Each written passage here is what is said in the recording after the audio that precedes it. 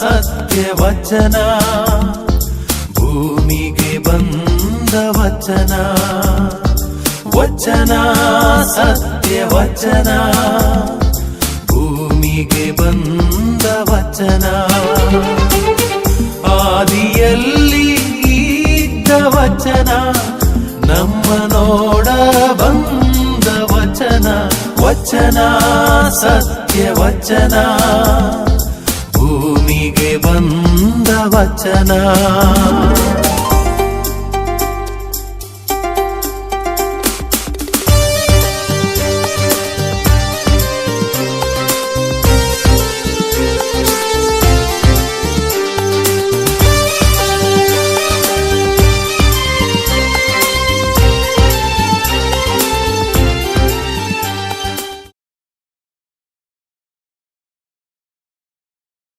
ಪಿತನ ಸುತನ ಮತ್ತು ಪವಿತ್ರ ಆತ್ಮನ ನಾಮದಲ್ಲಿ ಆಮೆನ್. ಪ್ರಿಯ ಸಹೋದರ ಸಹೋದರರೇ, ಈ ಕಾರ್ಯಕ್ರಮಕ್ಕೆ ನಿಮಗೆಲ್ಲರಿಗೂ ಪ್ರೀತಿಯ ಸ್ವಾಗತ.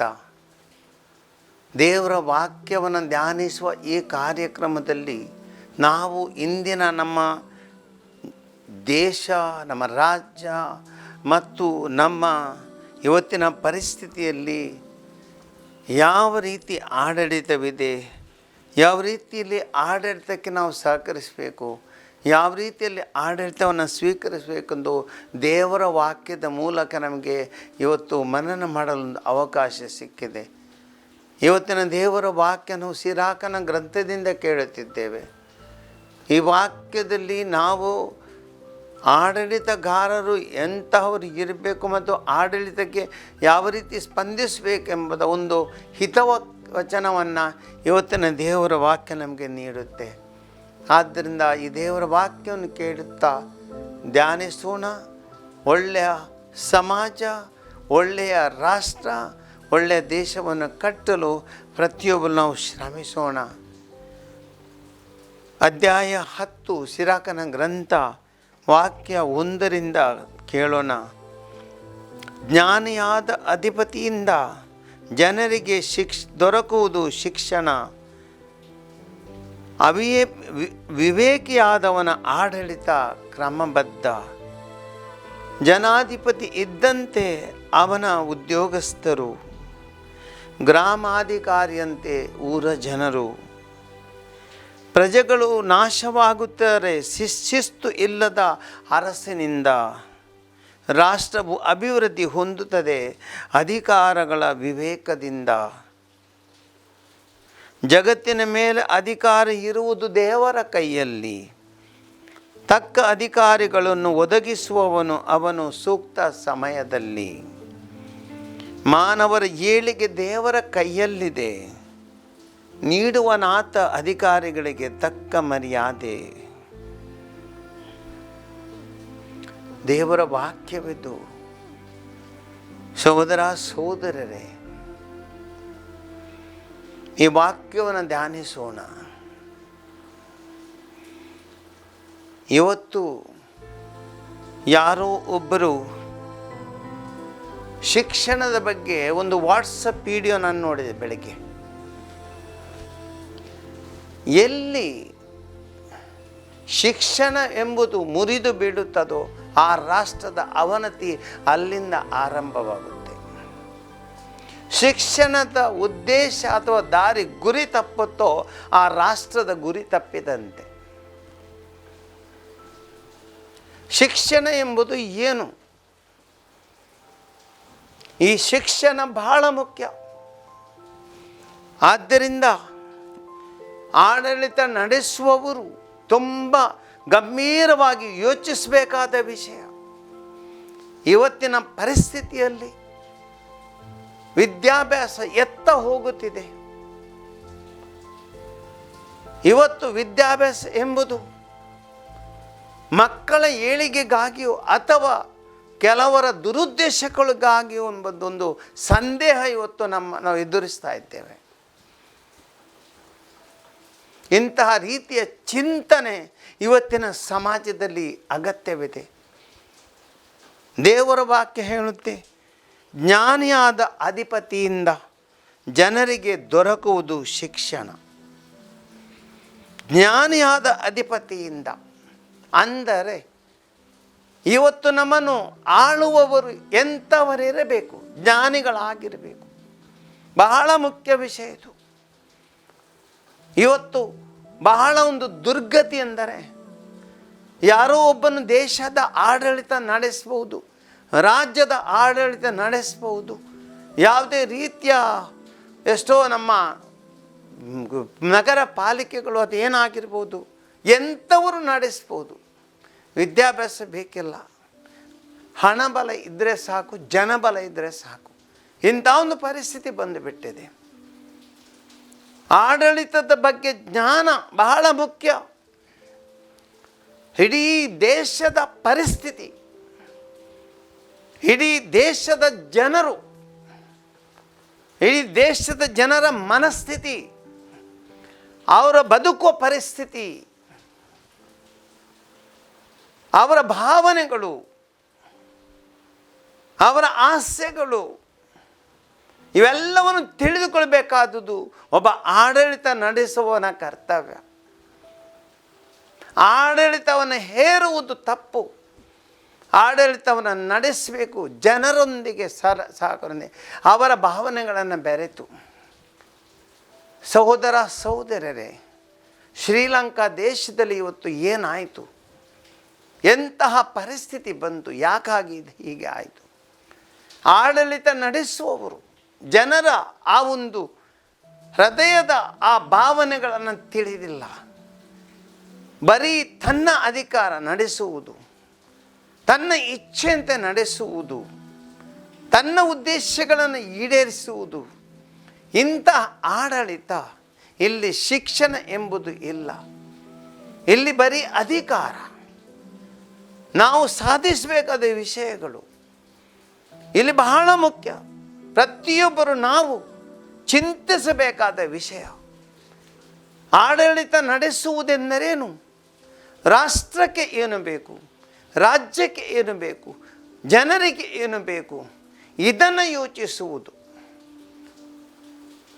ಯಾವುದೇ ಒಂದು ಪಕ್ಷವಾಗಲಿ, ಯಾವೊಂದೇ ಆಡಳಿತ ನಡೆಸುವ ಆ ಒಂದು ಸಂಸ್ಥೆಯಾಗಲಿ, ತನ್ನ ಒಂದು ರೀತಿಯ ಯಾವುದೇ ವಿಷಯನ ಹೇರುವುದು ಅದು ತಪ್ಪದು. ಶಿಕ್ಷಣವಲ್ಲ, ಅದು ಹೇರುವಂಥದ್ದು.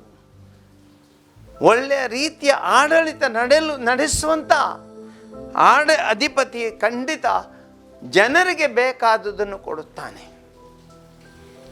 ಹಸಿವಿದ ಜನರಿಗೆ ಧರ್ಮದ ಪಾಠ ಏನು ಪ್ರಯೋಜನ? ಮೊದಲು ಅವನ ಹೊಟ್ಟೆಗೆ ಸ್ವಲ್ಪ ಊಟ ಕೊಡು, ಮತ್ತೆ ಧರ್ಮದ ಬಗ್ಗೆ ಮಾತನಾಡು. ಇಂಥ ಒಂದು ಪರಿಸ್ಥಿತಿ ಬಹಳ ಮುಖ್ಯ. ನಾವು ಜೀವನದಲ್ಲಿ ಇತರರಿಗೆ ಯಾವ ರೀತಿ ಅವರ ಜೀವನದಲ್ಲಿ ಮೇಲೆ ಬರಬೇಕು, ಆ ಶಿಕ್ಷಣ ಬಹಳ ಮುಖ್ಯ. ಮೀನನ್ನು ಇವತ್ತು ಕೊಡಬಹುದು, ನಾಳೆ ನಿನಗೆ ಪುನಃ ಮೀನು ಕೊಡಲಿ, ಇಲ್ಲದ್ರೆ ಏನಾಗುತ್ತೆ, ಆತನು ಹಸಿದು ಹೋಗುತ್ತಾನೆ. ಮೀನು ಕೊಡುವ ಸಂಸ್ಕೃತಿ ಮುಖ್ಯ, ಅದು ಬಹಳ ಒಳ್ಳೆಯದಲ್ಲ. ಮೀನು ಹಿಡಿಯಲು ಕಲಿಸುವಂಥ ಸಂಸ್ಕೃತಿಯನ್ನು ನಾವು ಒಬ್ಬರಿಗೆ ಕಲಿಸಬೇಕು. ಇದು ಶಿಕ್ಷಣ. ಪ್ರತಿಯೊಬ್ಬ ಮನುಷ್ಯ ಒಂದು ಸಮಾಜದಲ್ಲಿ ಹೇಗೆ ಬಾಳಬೇಕು, ಒಂದು ಸಮಾಜ ಹೇಗಿರಬೇಕು, ಒಂದು ಸಮಾಜ ಯಾವ ರೀತಿ ಕಟ್ಟಬೇಕು, ಆ ಸಮಾಜದಲ್ಲಿ ಒಂದು ರೀತಿಯ ಏಕತೆ ಇರಬೇಕು. ನಾವೆಲ್ಲರೂ ಒಂದೇ ಎಂಬ ಮನೋಭಾವ ಬೆಳೆದು ಬರಬೇಕು. ಎಲ್ಲರೂ ಸಹಬಾಳ್ವೆಯನ್ನು ನಡೆಸುವಂಥ ವಾತಾವರಣ ಇರಬೇಕು. ಇಂಥ ಒಂದು ಶಿಕ್ಷಣ ಇವತ್ತಿನ ಸಮಾಜಕ್ಕೆ ಅಗತ್ಯ. ಇದು ನೆಮ್ಮದಿಯನ್ನು ಕೊಡುತ್ತೆ, ಪ್ರತಿಯೊಬ್ಬರಿಗೊಂದು ರೀತಿಯ ಸಂತೋಷ ಕೊಡುತ್ತೆ, ಭದ್ರತೆಯನ್ನು ಕೊಡುತ್ತೆ. ಸಹೋದರ ಸಹೋದರರೇ, ದೇವರ ವಾಕ್ಯ ಇದೇ ಹೇಳುತ್ತೆ. ಆದ್ದರಿಂದ ಇವತ್ತು ಆಡಳಿತ ನಡೆಸುವಂತಹ ಅಧಿಪತಿಗಳಿಗಾಗಿ ನಾವು ಖಂಡಿತ ಪ್ರಾರ್ಥಿಸೋಣ. ಅವರು ಖಂಡಿತವಾಗಿ ಒಳ್ಳೆಯವರು, ಅವರಲ್ಲಿ ಒಳ್ಳೆಯ ನಡೆಸುವಂಥ ಒಂದು ಆ ಧೈರ್ಯ ದೇವರು ಅವರಿಗೆ ಕೊಡಬೇಕು. ಖಂಡಿತ ಇಂಥ ಒಂದು ರೀತಿಯಲ್ಲಿ ದೇವರ ವಾಕ್ಯ ನಮಗೆ ಹೇಳುತ್ತೆ. ಆದ್ದರಿಂದ ಇವತ್ತು ಒಂದು ಅಧಿಕಾರದಲ್ಲಿರುವವರು ಕೊಡಬೇಕಾದ್ದು ಶಿಕ್ಷಣ. ಅದೇ ದೇವರ ವಾಕ್ಯ ಹೇಳುತ್ತೆ. ಎರಡನೇದಾಗಿ ಮುಂದೆ ಜನರಿಗೆ ವಿವೇಕಿ ಆದವನ ಆಡಳಿತ ಕ್ರಮಬದ್ಧ. ವಿವೇಕ, ಸಾರ್ವಜನಿಕ ಕ್ಷೇತ್ರದಲ್ಲಿ ವಿವೇಕ ಬೇಕು. ದುಡುಕಿನ ನಿರ್ಧಾರಗಳು, ಅವಸರದ ನಿರ್ಧಾರಗಳು, ದುಡುಕಿನಲ್ಲಿ ಮಾಡುವಂಥ ಕೆಲವು ದುರ್ಘಟನೆಗಳು ಎಲ್ಲರನ್ನ ನಾಶ ಮಾಡಿಬಿಡ್ತವೆ. ಬೆಂಕಿ ಹಚ್ಚಲು ಸುಲಭ, ಆರಿಸುವುದು ಕಷ್ಟ. ಹಚ್ಚಲಿಕ್ಕೆ ಒಂದೇ ಕಿಡಿ ಸಾಕು. ಆದರೆ ಆ ಕಿಡಿ ಹೊತ್ತಿ ಬೆಂಕಿ ಉರಿಯುವಾಗ ಎಷ್ಟೇ ನೀನು ಪ್ರಯತ್ನ ಪಟ್ಟರು ಆ ಬೆಂಕಿ ಇನ್ನೂ ಹರಡುತ್ತದೆ ವಿನ ಅದನ್ನು ಆರಿಸಲಿಕ್ಕೆ ಅಷ್ಟು ಸುಲಭವಲ್ಲ. ಸಹೋದರ ಸಹೋದರಿಯರೇ, ಇಂಥ ಒಂದು ರೀತಿಯ ಆ ಒಂದು ಧೈರ್ಯ ಬೇಕು. ಆದ್ದರಿಂದ ಪ್ರತಿಯೊಬ್ಬರೂ ವಿವೇಕಿಯಾಗಿರಬೇಕು. ವಿವೇಕದ ಅಂದರೆ ಅದೊಂದು ಸಹಿಷ್ಣುತೆ, ಅರ್ಥ ಮಾಡಿಕೊಳ್ಳ ಅವಸರ ಅಲ್ಲ. ನಾವು ಚಿಂತನೆ ಮಾಡುವುದು, ಯಾವುದೇ ಒಂದು ವಿಷಯವನ್ನು ನಾವು ಕೈಗೊಳ್ಳುವಾಗ ಚಿಂತಿಸಬೇಕು, ಹಲವಾರು ಬಾರಿಗೆ ಚಿಂತಿಸಬೇಕು. ವಿವೇಕಿ ಆದವನು ಎಲ್ಲವರನ್ನು ಆಲಿಸುತ್ತಾನೆ, ಎಲ್ಲರ ಮನಸ್ಥಿತಿಯನ್ನು ತಿಳಿದುಕೊಳ್ಳುತ್ತಾನೆ.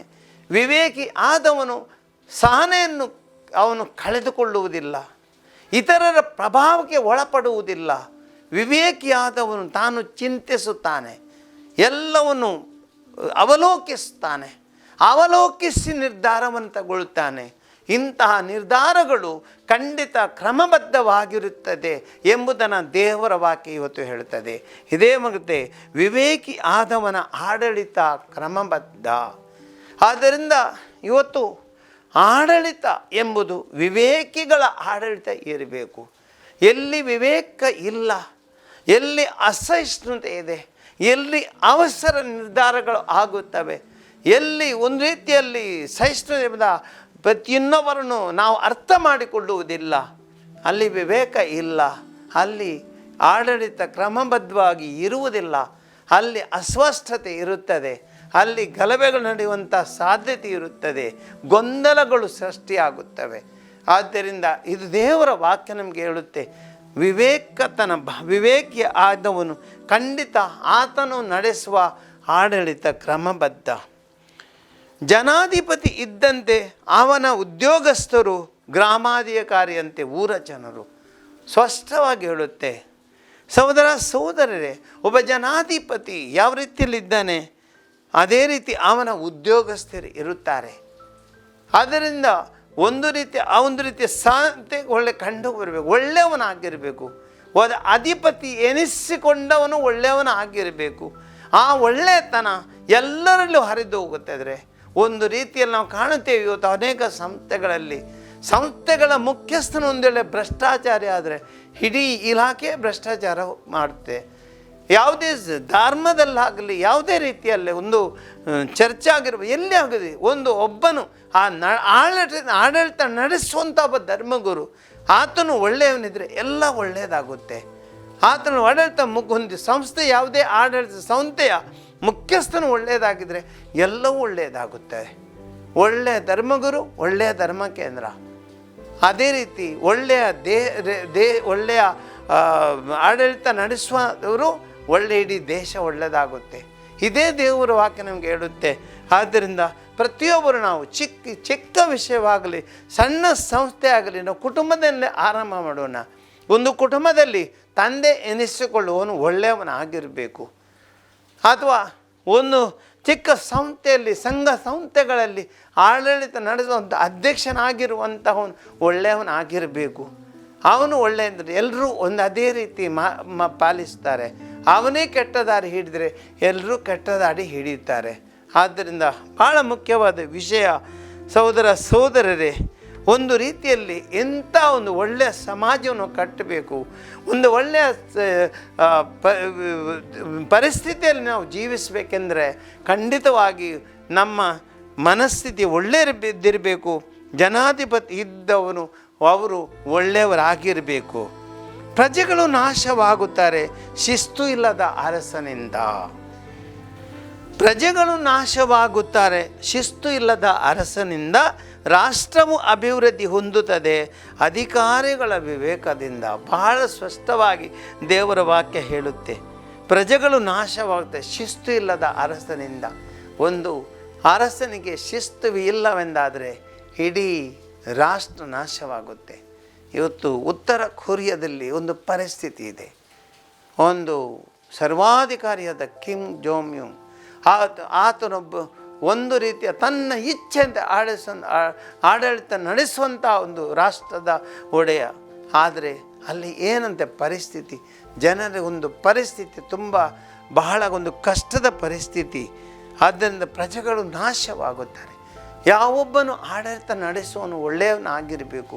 ಆತನ ಆಡಳಿತದಲ್ಲಿ ಖಂಡಿತ ಪ್ರತಿಯೊಬ್ಬರು ಪ್ರಜೆಗಳು ಆತನು ತಂದೆ ಮತ್ತು ಕೆಳಗಡೆ ಮಕ್ಕಳಿದ್ದಂತೆ ಅಂದೊಂದು ತಂದೆ ತಾಯಿ ಮಕ್ಕಳ ಸಂಬಂಧವಿದ್ದಂತೆ ಪ್ರತಿಯೊಬ್ಬರು ರಾಷ್ಟ್ರದಲ್ಲಿರುವ ಪ್ರತಿಯೊಬ್ಬ ನಾಗರಿಕನು ಆ ಒಂದು ರಾಷ್ಟ್ರದ ಆಡಳಿತ ನಡೆಸುವವರ ಅವರ ಒಂದು ಮಕ್ಕಳಿದ್ದಂತೆ ಆ ಒಂದು ತಂದೆ ಮಕ್ಕಳ ಸಂಬಂಧ ಎಂಬುದು ಅಂಥದ್ದು ಇರಬೇಕು. ಇದೇ ದೇವರ ವಾಕ್ಯ ನಮಗೆ ಹೇಳುತ್ತೆ.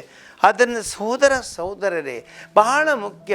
ಇಂಥ ಒಂದು ಸಂಬಂಧನ ಬೆಳೆಸುವುದು ಯಾವತ್ತೂ ಯಾವುದೇ ಕ್ಷೇತ್ರದಲ್ಲಾಗಲಿ ಎಂತಲೇ ಆಡಳಿತ ನಡೆಸುವವರು ಖಂಡಿತ ಅವರು ಇತರರ ಅವರ ಒಳ್ಳೆಯದಕ್ಕೆ ಅಥವಾ ಕೆಟ್ಟದಕ್ಕೆ ಅವರು ಜವಾಬ್ದಾರಿ ಆಗುತ್ತಾರೆ ಎಂಬುದನ್ನು ದೇವರ ವಾಕ್ಯ ನಮಗೆ ಹೇಳುತ್ತೆ. ನಾವು ಮಾಡುವ ಒಂದು ಚಿಕ್ಕ ತಪ್ಪು ಅಂದರೆ ಯಾವನು ಆಡಳಿತ ನಡೆಸ್ತಾನೆ ಆತನು ಮಾಡುವಂಥ ಒಂದು ಚಿಕ್ಕ ತಪ್ಪು ಇಡೀ ಸಮಾಜದ ಮೇಲೆ ಈ ಮನುಷ್ಯರ ಮೇಲೆ ಅದು ಪ್ರಭಾವ ಬೀರುತ್ತದೆ. ಅವರ ನಾಶಕ್ಕೆ ಕಾರಣ ಆಗ್ಬೋದು ಅಥವಾ ಅವರ ಒಳ್ಳೆತನಕ್ಕೆ ಕಾರಣ ಆಗ್ಬೋದು. ಆದ್ದರಿಂದ ಇದನ್ನು ನಾವು ನೆನಪಿಡೋಣ. ಕೊನೆಯದಾಗಿ ದೇವರ ವಾಕ್ಯ ನಮಗೆ ಇಡುತ್ತೆ, ಜಗತ್ತಿನ ಮೇಲೆ ಅಧಿಕಾರ ಇರುವುದು ದೇವರ ಕೈಯಲ್ಲಿ. ಸಹೋದರರೇ, ಮನುಷ್ಯನಿವತ್ತು ನಡೆದುಕೊಳ್ಳುತ್ತಾನೆ, ಎಲ್ಲವೂ ತನ್ನ ಅಧಿಕಾರದಲ್ಲಿದೆ. ಇವತ್ತು ರಷ್ಯಾದ ಅಧ್ಯಕ್ಷ ಪುಟಿನ್ ಅವರ ಪರಿಸ್ಥಿತಿಯನ್ನು ಒಮ್ಮೆ ಅವಲೋಕಿಸಿ. ಏನಾಗಿದೆ? ಉಕ್ರೇನ್ ದೇಶದ ಮೇಲೆ ಇವತ್ತು ಆಕ್ರಮಣ ಮಾಡಿದಂಥ ಈ ಒಬ್ಬ ಮನುಷ್ಯ ಅಧಿಕಾರ ತನ್ನ ಕೈಯಲ್ಲಿದೆ, ತಾನು ಏನು ಮಾಡಬಲ್ಲೆ, ಇಡೀ ಉಕ್ರೇನನ್ನು ಒಂದು ಗಳಿಗೆಯಲ್ಲಿ ನಾಶ ಮಾಡು ಎಂಬ ಒಂದು ಅಹಂಕಾರದಿಂದ ಇಂತಹ ರೀತಿಯಲ್ಲಿ ಆಕ್ರಮಣ ಮಾಡಿದನು. ಎಷ್ಟು ದಿನಗಳಾಯಿತು, ಆದರೆ ಇಂದು ಆತನ ಆಸೆ ಈಡೇರಲಿಲ್ಲ. ಯಾಕೆ? ಅಧಿಕಾರ ಎಂಬುದು ದೇವರ ಕೈಯಲ್ಲಿದೆ, ಮನುಷ್ಯನ ಕೈಯಲ್ಲಿಲ್ಲ. ಇವತ್ತು ಇದೇ ವ್ಯಕ್ತಿಗೆ ಕ್ಯಾನ್ಸರ್ ಎಂಬ ರೋಗ ಕಾಡುತ್ತಿದೆ. ಈ ಕ್ಯಾನ್ಸರ್ನಿಂದ ಬಳಲುತ್ತಿದ್ದಾರೆ, ಅಸಹಾಯಕ ಪರಿಸ್ಥಿತಿಯಲ್ಲಿದ್ದಾರೆ. ಅಹಂಕಾರದಿಂದ ನೀನು ಮಾಡಿದಂತೆ ಅನಿಸಿಕೊಳ್ತೀಯ. ಇನ್ನೊಂದೆಡೆ ದೇವರ ಮುಂದೆ ನಿನ್ನ ಆಟ ನಡೆಯಲ್ಲ. ನಿನ್ನ ಜೀವದ ಮೇಲೆ ನಿನಗೆ ಅಧಿಕಾರವಿಲ್ಲ. ನಿನ್ನ ಜೀವದ ಮೇಲೆ ನಿನಗೆ ಅಧಿಕಾರವಿಲ್ಲ. ಸಹೋದರ ಇದನ್ನು ಅರ್ಥ ಮಾಡಿಕೊಳ್ಳೋಣ. ಈ ಲೋಕದಲ್ಲಿ ನಿನಗೆ ಅಧಿಕಾರ ಇವತ್ತು ಇರ್ಬೋದು, ನಾಳೆ ಉಳಿಯಲ್ಲ, ಶಾಶ್ವತವಲ್ಲ. ಯಾವೊಬ್ಬ ಮನುಷ್ಯನು ಇತರರ ಮೇಲೆ ಯಾವುದನ್ನು ಕೆಟ್ಟದನ್ನು ಮಾಡಿದರೂ ಅದು ಕೊನೆಗೊಳ್ಳುತ್ತದೆ. ಒಂದು ದಿನ ಆತನ ಜೀವನದಲ್ಲಿ ಖಂಡಿತ ಅಂಥ ಜೀವನ ಅಂಥ ಕಷ್ಟಗಳನ್ನು ಎದುರಿಸುವ ದಿನ ಬಂದೇ ಬರ್ತದೆ. ಮರ ಎಷ್ಟು ಗಟ್ಟಿ ಇರ್ಬೋದು ಇವತ್ತು, ಆದರೆ ಒಂದು ದಿನ ಈ ಮರ ಸಾಯುತ್ತದೆ. ಅದರ ಎಲೆಗಳು ಉಳಿಯುವುದಿಲ್ಲ, ಒಂದು ಕೊಂಬೆ ಉಳಿಯಲಿಕ್ಕಿಲ್ಲ. ಅದೇ ರೀತಿಯಲ್ಲಿ ಅಹಂಕಾರ ಎಂಬ ಅದು ನಮ್ಮಲ್ಲಿ ಇಂತಹ ಇದ್ದರೆ, ಅಥವಾ ಯಾವುದೇ ರೀತಿಯಲ್ಲಿ ಮನುಷ್ಯನು ತಾನು ಅಧಿಕಾರ ತನ್ನ ಕೈಯಲ್ಲಿದೆ, ತಾನು ನಡೆಸಿದಂತೆ ಆಗುತ್ತೆ ಎಂಬುದು ಯೋಚಿಸಿ ಇವತ್ತು ಅಧಿಕಾರ ನಡೆಸಿದರೆ ನಾಳೆ ನಿನ್ನ ದಿನ ಬರುತ್ತೆ. ಒಂದು ದಿನ ಎಲ್ಲವನ್ನು ಕಳ್ಕೊಳ್ಳುವ ಪರಿಸ್ಥಿತಿ ಬರುತ್ತೆ. ಅಧಿಕಾರ ದೇವರ ಕೈಯಲ್ಲಿದೆ, ಜಗತ್ತು ದೇವರ ಕೈಯಲ್ಲಿದೆ. ಒಂದು ಕೊರೋನಾ ರೋಗ ಬಂದಾಗ ಮನುಷ್ಯನ ಸ್ಥಾನ ಎಲ್ಲಿ ಆಯಿತು? ಎಷ್ಟೇ ಅಧಿಕಾರ ಇದ್ದವರು ತಲೆ ಬಾಗಬೇಕಾಯಿತು. ಏನು ಮಾಡಲಿಕ್ಕೆ ಸಾಧ್ಯವಿಲ್ಲ. ಒಂದು ವಿಡಿಯೋ ನಾನು ಕಂಡೆ ಮೊನ್ನೆ, ಕೆನಡಾ ದೇಶದಲ್ಲಿ ಒಂದು ಟಾರ್ನೆಡೋ ಅಂದರೆ ಸುಳಿಗಾಳಿ ಬಂದಿತು. ಆ ಸುಳಿಗಾಳಿಯನ್ನು ತಡೆಯುವುದು ಯಾರಿಂದ ಸಾಧ್ಯವಿಲ್ಲ, ಎಲ್ಲವನ್ನು ನಾಶ ಮಾಡಿತು. ಆ ನಾಶ ಮಾಡು. ಯಾವ ಮನುಷ್ಯನು ಏನು ಮಾಡಲಿಕ್ಕಾಗುತ್ತೆ? ನಿನ್ನ ಅಧಿಕಾರ, ನಿನ್ನ ಸೈನ್ಯ, ನಿನ್ನ ಬಾಂಬ್ಗಳನ್ನ ಅಣುಶಕ್ತಿಗಳು ಏನು ಮಾಡಲಿಕ್ಕಾಗಲ್ಲ. ಎಲ್ಲವೂ ನಗಣ್ಯ. ದೇವರ ಆಟದ ಮುಂದೆ ಮನುಷ್ಯನ ಆಟ ನಗಣ್ಯ. ಸಹೋದರ ನಾವು ಚಿಂತಿಸಬೇಕು. ಯಾವೊಂದು ಅಧಿಕಾರ ಈ ಲೋಕದಲ್ಲಿ ಶಾಶ್ವತವಲ್ಲ. ದೇವರ ಅಧಿಕಾರ ಮಾತ್ರ ಶಾಶ್ವತ. ಮನುಷ್ಯನ ಅಧಿಕಾರ ಶಾಶ್ವತ ಅಲ್ಲ. ಒಂದು ದಿನ ಆತನು ಕಳಕೊಳ್ಳಲೇಬೇಕು. ಇದೇ ದೇವರ ವಾಕ್ಯ ನಮಗೆ ಎಚ್ಚರಿಸುತ್ತದೆ. ಆದ್ದರಿಂದ ಈ ಲೋಕದಲ್ಲಿ ದೇವರು ಸಮಯಕ್ಕೆ ತಕ್ಕಂತೆ ಒಬ್ಬ ವ್ಯಕ್ತಿಯನ್ನು ತರುತ್ತಾರೆ. ಆ ವ್ಯಕ್ತಿಯನ್ನು ತಂದು ಅವರ ಮೂಲಕ ಒಳ್ಳೆಯದನ್ನು ಮಾಡುತ್ತಾರೆ. ಯಾವಾಗ ಇಂಥವರು ಕೆಟ್ಟತನ ಮಾಡ್ತಾರೆ ಅವರನ್ನು ದೇವರು ತೆಗೆದು ಹಾಕುತ್ತಾರೆ. ಹಳೆ ಒಡಂಬಡಿಕೆಯಲ್ಲಿ ನಾವು ನೋಡಿದ್ದೇವೆ. ಸೌಲನು ರಾಜನಾಗಿ ನೇಮಿಸಲ್ಪಟ್ಟನು. ಜನರ ಇಚ್ಛೆಯಂತೆ ದೇವರ ಅರಸನನ್ನಾಗಿ ನೇಮಿಸಿದರು, ಅಭಿಷೇಕಿಸಿದರು. ಆದರೆ ಏನಾಯಿತು? ಸೌಲ ಅಹಂಕಾರಕ್ಕೆ, ಅಸೂಯೆಗೆ ಒಳಪಟ್ಟ. ದಾವೀದನನ್ನು ಕೊಲ್ಲಲು ಪ್ರಯತ್ನ ಪಟ್ಟ. ಆತನ ಕೆಟ್ಟತನ ಆತನಿಗೆ ಕಂಟಕವಾಯಿತು. ಒಂದು ದಿನ ಆತನೇ ಆತ್ಮಹತ್ಯೆ ಮಾಡಿಕೊಂಡನು. ಖಡ್ಗದಿಂದ ತನ್ನನ್ನೇ ತಾನು ಏರಿದ. ಅಧಿಕಾರ ಎಲ್ಲಿಗೆ ಹೋಯಿತು? ಸೌಲನು ಎಲ್ಲವೂ ದೇವರಿಗೆ ಕೊಟ್ಟಿದ್ದವನಿಗೆ, ಆದರೆ ತನ್ನ ಅಸೂಯೆಯಿಂದ, ತನ್ನ ಅವಿವೇಕತನದಿಂದ ಎಲ್ಲವನ್ನು ಕಳಕೊಂಡನು. ದೇವರ ಅಧಿಕಾರ ನಮ್ಮ ಕೈಯಲ್ಲಿಲ್ಲ. ಸೌಲ ಹೋದಾಗ ದೇವರು ದಾವೀದನನ್ನು ತಂದರು. ದಾವೀದನು ಪಾಪ ಮಾಡಿದಾಗ ದೇವರು ಇನ್ನೊಬ್ಬರನ್ನು ತಂದರು, ಸಲ್ಮಾನನನ್ನು ತಂದರು. ಇದ್ದ ರೀತಿಯಲ್ಲಿ ದೇವರ ಕೈಯಲ್ಲಿದೆ. ಎಲ್ಲವನ್ನು ದೇವರು ನಡೆಸ್ತಾರೆ. ಈ ಲೋಕಕ್ಕೆ ಯಾರೂ ಶಾಶ್ವತವಲ್ಲ. ಈ ಲೋಕದಲ್ಲಿ ಯಾರೂ ಶಾಶ್ವತವಲ್ಲ. ಇವತ್ತು ಇದೆ, ನಾಳೆ ಇರಲಿಕ್ಕಿಲ್ಲ. ಇದು ನಾವು ನೆನಪಿಡಬೇಕಾದ ವಿಷಯ. ಇದನ್ನು ಮನಸ್ಸಿನಲ್ಲಿಡುತ್ತಾ ದೇವರ ಆ ಒಂದು ಆಶೀರ್ವಾದ ನಮ್ಮಲ್ಲಿ ಬೀಳಲಿ. ಎಲ್ಲ ನಮ್ಮ ದೇಶದಲ್ಲಿ, ಎಲ್ಲ ನಮ್ಮ ಪ್ರತಿಯೊಂದು ಊರಲ್ಲಿ, ನಮ್ಮ ಧರ್ಮ ಸಂಸ್ಥೆಗಳು ಎಲ್ಲ ಆಗಲಿ, ಪ್ರತಿಯೊಬ್ಬರು ಆಡಳಿತ ನಡೆಸುವಂಥವರು ಈ ಒಂದು ದೇವರ ವಾಕ್ಯದಂತೆ ನಡೆದು ಸರ್ವ ಜನರ ಅಭಿವೃದ್ಧಿಗಾಗಿ ದುಡಿಯುವಂಥ ಅಧಿಪತಿಗಳಾಗಲಿ. ಆ ದೇವರ ಆ ಒಂದು ಇಚ್ಛೆಯನ್ನು ನೆರವೇರಿಸುವಂತಹ ಅಧಿಪತಿಗಳಾಗಲಿ. ದೇವರ ಪ್ರೀತಿಯನ್ನು ಹಂಚುವಂಥ ಅಧಿಪತಿಗಳಾಗಲಿ. ಲೋಕಕ್ಕೆ ಒಳ್ಳೆಯದನ್ನು ಮಾಡುವಂಥವರಾಗಲಿ. ಶಿಕ್ಷಣ ಅವರಿಗೆ ನಮಗೆಲ್ಲಿ ಸಿಗಲಿ. ಆ ವಿವೇಕಿಗಳಾಗಿ ಒಂದು ದೇವರಲ್ಲಿ ಪ್ರಾರ್ಥಿಸೋಣ. ದಯಾಮಯ ದೇವರೇ, ಈ ಲೋಕದ ಮೇಲೆ ಅಧಿಕಾರ ಉಳ್ಳವರು ನೀವು ಮಾತ್ರ. ಯಾರೊಬ್ಬರು ನಾವು ಈ ಲೋಕದಲ್ಲಿ ಶಾಶ್ವತವಲ್ಲ. ಜೀವನ ಎಂಬುದು ನೀವು ನಮಗೆ ಕೊಟ್ಟಂತಹದ್ದು ಕಾಣಿಕೆ. ಅಧಿಕಾರವು ನೀವು ಕೊಡುವಂಥ ಕಾಣಿಕೆ. ಈ ಲೋಕದಲ್ಲಿ ನಮ್ಮಲ್ಲಿ ನಮ್ಮದೆಂಬುದು ಏನೂ ಇಲ್ಲ. ಎಲ್ಲವೂ ನಿಮ್ಮಿಂದ ಬಂದವುದು. ಯಾರೊಬ್ಬರು ನಾವು ಈ ಲೋಕದಲ್ಲಿ ಅಧಿಕಾರ ವರ್ಗದಿಂದ ಕೊನೆಯವರೆಗೆ ಯಾರೊಬ್ಬರು ತಮ್ಮ ಜೀವನದಲ್ಲಿ ನಾವು ಎಲ್ಲವೂ ನಿಮ್ಮಿಂದ ಬಂದಿರುವುದನ್ನು ಅರ್ಥ ಮಾಡಿಕೊಂಡು ನಾವು ವಿವೇಕತನದಿಂದ ಜೀವಿಸಿ ನಾವೆಲ್ಲರೂ ಒಳ್ಳೆಯ ಸಮಾಜವನ್ನು ಕಟ್ಟುವಂಥ ಪ್ರೀತಿಯನ್ನು ನಮ್ಮ ಹೃದಯದಲ್ಲಿ ಬೆಳೆಸಿ ಎಲ್ಲರನ್ನ ಒಳ್ಳೆಯ ರೀತಿಯಲ್ಲಿ ನಡೆಸಿಕೊಂಡು ಇಡೀ ಸಮಾಜಕ್ಕೆ, ದೇಶಕ್ಕೆ ಅಭಿವೃದ್ಧಿ ಒಳ್ಳೆಯದಾಗುವಂಥ ವಿಷಯಗಳನ್ನು ನಾವು ಜೀವಿತದಲ್ಲಿ ತಕ್ಕೊಂಡು ಬಾಳುವಂಥ ಒಂದು ಧೈರ್ಯ, ವಿವೇಕತನ, ಆ ಒಂದು ಒಳ್ಳೆಯ ಗುಣಗಳನ್ನು ನಮಗೆ ನೀಡಿರೆಂದು ನಾವು ನಿಮ್ಮಲ್ಲಿ ಪ್ರಾರ್ಥಿಸ್ತೇವೆ. ಆಮೇಲೆ